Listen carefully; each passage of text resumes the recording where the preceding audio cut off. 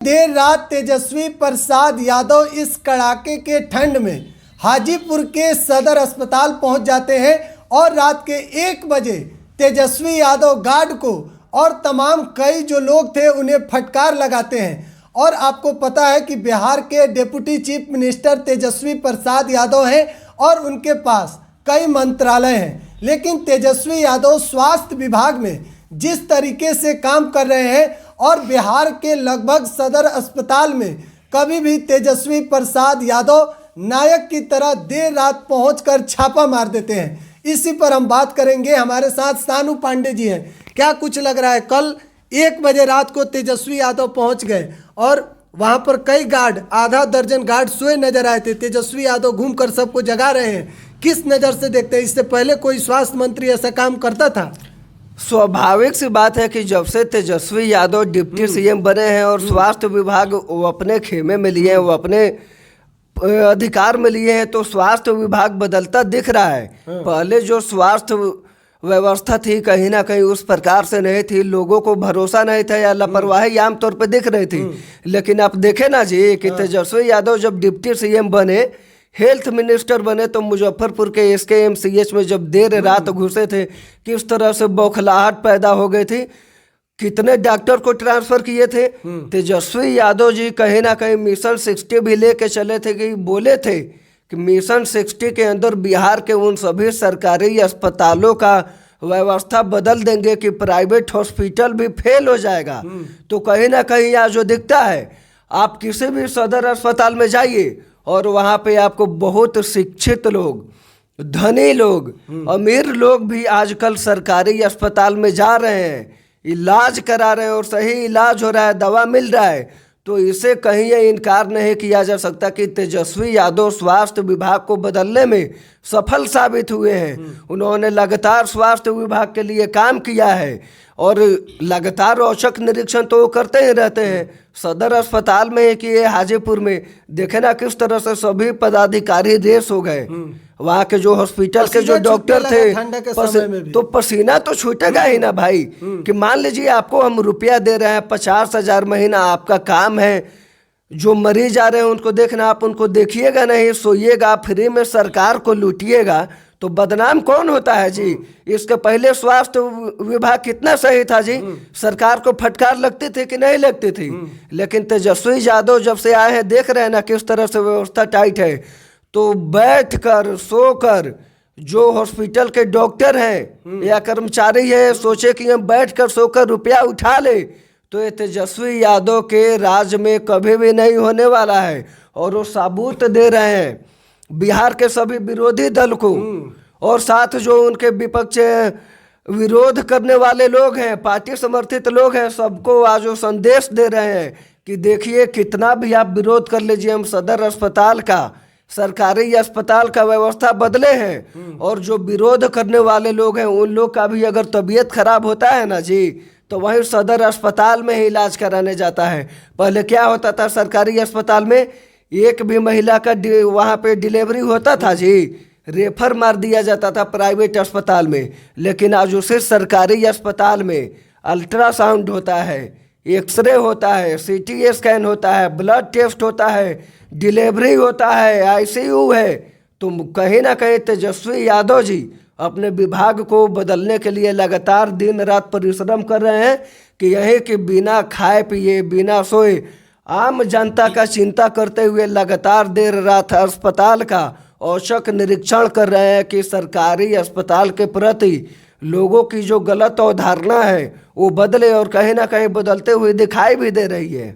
क्या लग रहा है 2025 में तेजस्वी प्रसाद यादव बिहार के मुख्यमंत्री बनेंगे? अरे 25 का क्या कर रहे हैं जी? पहले अभी देखे थे ना पॉलिटिक्स में किस तरह से बवाल हो गया था। लल्लन सिंह जी इस्तीफा दे के साइड हो गए। चर्चा चल रहा था ना कि लल्लन सिंह 10-15 विधायक को लेके जाने वाले, तो अब इस बात में कितना सही है कितना गलत ये हम नहीं कहेंगे। और लल्लन सिंह भी लगातार खबर चलाने वालों के खिलाफ बोले थे कि मानहानि केस करेंगे। लेकिन 2025 में नीतीश कुमार जी कहीं ना कहीं हमको लगता है कि अब 17-18 साल कर लिए, राज कर लिए जी, कितना दिन राज करेंगे?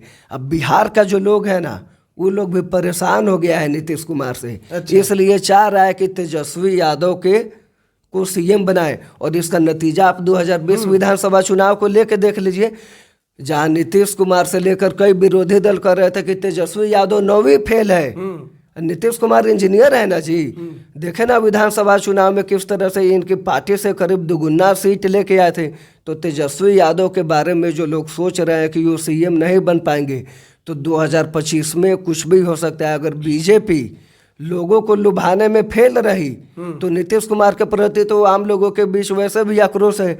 तो कहीं ना कहीं ये मान लीजिए कि अगर 2025 में अगर नीतीश कुमार की पार्टी भी रहती है सत्ता में या उस गठबंधन में रहती है, तो कहीं ना कहीं अब की बार उनके विधायक दल या जो भी पार्टी के लोग हैं तेजस्वी यादव को सीएम बनाने के लिए ही आवाज़ उठाएंगे। तेजस्वी प्रसाद यादव जिस तरीके से अब रोजगार की बात कर रहे हैं बिहार में, कह रहे हैं कि हम 10 लाख नौकरी का बात किए थे और 10 लाख नौकरी देंगे। शिक्षा में 13 जनवरी को फिर से 1 लाख कुछ नियुक्ति पत्र बांटा जाएगा। किस तरीके से आप देखते हैं? एकदम 10 लाख रोजगार का उन्होंने वादा किया था ना जी, कहीं ना कहीं वो दिखाई दे रहा है। आज तक किसी भी राज्य में 1 लाख लोगों से ज्यादा को नियुक्ति पत्र बांटते देखे थे किसी भी सरकार को? तेजस्वी यादव ने गांधी मैदान पटना के फील्ड में 1,20,000 से ज्यादा कर्मचारियों को, यो कर्मचारी हम इसलिए कर रहे हैं क्योंकि जब वो कर रहे हैं काम बिहार सरकार के अंडर में, बिहार राज्यकर्मी हो गए हैं, तो उन्होंने उन सभी अभ्यर्थियों को नियुक्ति पत्र देकर ये पूरे देश में संदेश फैलाया कि बिहार सरकार में सिर्फ तेजस्वी यादव जी है जो अपने वादे पे कायम है, और तेजस्वी यादव ही है जो लगातार 1 लाख से अधिक लोगों को नियुक्ति पत्र बांट रहा है। और कल भी तो नियुक्ति पत्र बंटना ही है ना। तो देख लीजिएगा तेजस्वी यादव के प्रति अब बिहार के युवा लोग भी भरोसा करने लगे हैं। और तेजस्वी यादव का देखिए ना किस तरह से लगातार अब पूरा बिहार भ्रमण कर रहे हैं, अस्पताल का निरीक्षण कर रहे हैं, और मोइनुल हक स्टेडियम भी पहुंच गए, इंटरनेशनल स्टेडियम बनाने के फिराक में लगे हुए हैं, डेवलपमेंट के फिराक में लगे हुए हैं। तो तेजस्वी यादव पर कोई संदेह कर सकता है जी कि वो झूठे आदमी हैं, झूठे व्यक्ति हैं? उन्होंने वादा किया था 10 लाख रोजगार का, और वो रोजगार जैसे सत्ता में आए हैं, जैसे जैसे संभव हो रहा है रोजगार दे रहे हैं। शिक्षक का नियुक्ति पत्र बांटे, बिहार पुलिस में वैकेंसी आ रही हैं, स्वास्थ्य विभाग में आ रही है। स्वास्थ्य विभाग में पहले जिस हॉस्पिटल में 1 डॉक्टर होते थे, आज वहाँ पे 3-3, 4-4 डॉक्टर है। तो देख नहीं रहे हैं कि तेजस्वी यादव किस तरह से रोजगार बांट रहे हैं, कहीं ना कहीं अपने वादे पर कायम है।